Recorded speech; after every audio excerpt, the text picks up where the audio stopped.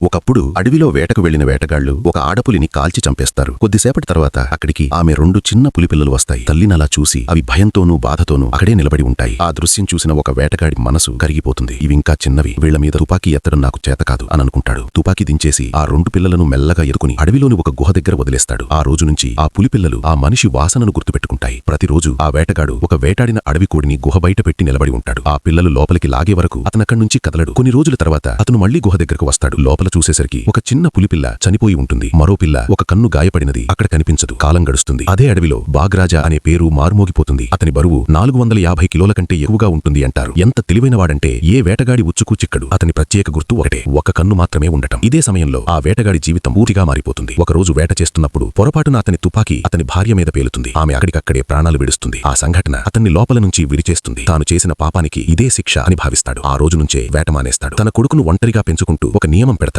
నా కొడుకు ఎప్పుడూ తుపాకీ పట్టకూడదు, వేటగాడిగా మారకూడదు అని. కొన్ని రోజుల తర్వాత వేటగాళ్ల బృందం అతని దగ్గరకు వస్తుంది. మీరు మా బాగ్రాజా, మళ్లీ వేటకు రండి అని వేడుకుంటారు. ప్రభుత్వం ఆ ఒక కన్ను పులిపై ₹1,00,000 బహుమతి పెట్టిందని చెబుతారు. వృద్ధుడు స్పష్టంగా తిరస్కరిస్తాడు. కానీ వాళ్లు వెళ్లిన తర్వాత ఇంట్లో చూసేసరికి అతని కొడుకు కనిపించడు. తుపాకీ తీసుకుని వేటగాళ్లతో కలిసి అడవిలోకి వెళ్లిపోతాడు. పేదరికం నుంచి బయటపడాలనే ఆశతో బహుమతి డబ్బు కోసం అడవిలో వేట వదలవుతుంది. ఒక బృందం ఢోలు నగారాలు కొడుతూ పులిని ఒక దారిలోకి తోస్తూ ఉంటుంది. మరో బృందం లోయలో దాకుని కూర్చుని ఉంటుంది. అప్పుడే వేట కుక్కలు ఒకసారిగా ఆగిపోతాయి. అడవి మొత్తం నిశ్శబ్దంగా మారిపోతుంది. అంతలోనే ఒక భారీ పులి చెట్ల వెనక నుంచి బయటకు వస్తుంది. చుట్టూ ఒకసారి చూసి ఒకసారిగా గర్జిస్తూ వేటగాళ్ల మీద దూకుతుంది. దాని వేగం ఊహించని స్థాయిలో ఉంటుంది. గుండ్లు దాన్ని తాకలేవు. అడవి మొత్తం రక్తంతో ఎర్రబడిపోతుంది. ఆ గందరగోళంలో వేటగాడి కొడుకు ఒక చెట్టు దగ్గర వణుకుతూ నిలబడి ఉంటాడు. పులి అతని దగ్గరకు వస్తుంది. ఒక చూపు చూసి మళ్లీ ముందుకు వెళ్లిపోతుంది. ఎందుకంటే అది గుర్తుపడుతుంది, ఇతను తన ప్రాణాలు కాపాడిన మనిషి కొడుకని. అయితే అదే క్షణంలో ఒక సైనికుడు అదే దిశలో తుపాకీ ఎత్తి ఉంచుతాడు. భయంతో ఆ కుర్రాడు కూడా ట్రిగ్గర్ నొక్కేస్తాడు. గుండు నేరుగా పులిని తాకుతుంది. రాత్రి పూర్తిగా పడిపోతుంది. ఆ కుర్రాడి మనసులో తండ్రి మాటలే తిరుగుతూ ఉంటాయి. అంతలో కొన్ని తోడేళ్లు అక్కడికి చేరుకుంటాయి. ఒకటి అతని మీద దాడి చెయ్యబోతుంది. అప్పుడే బాగ్రాజా వచ్చి ఒకసారిగా తోడేలు నాయకుణ్ణి చంపి ఆ కుర్రాన్ని తన నోట పట్టుకుని అక్కడి నుంచి తీసుకెడుతుంది. ఇంకోవైపు వృద్ధుడు తన కొడుకు కోసం ఎదురు చూస్తూ ఇంటి ముందు కూలబడి పడుకుని ఉంటాడు. అప్పుడే అడవిలో నుంచి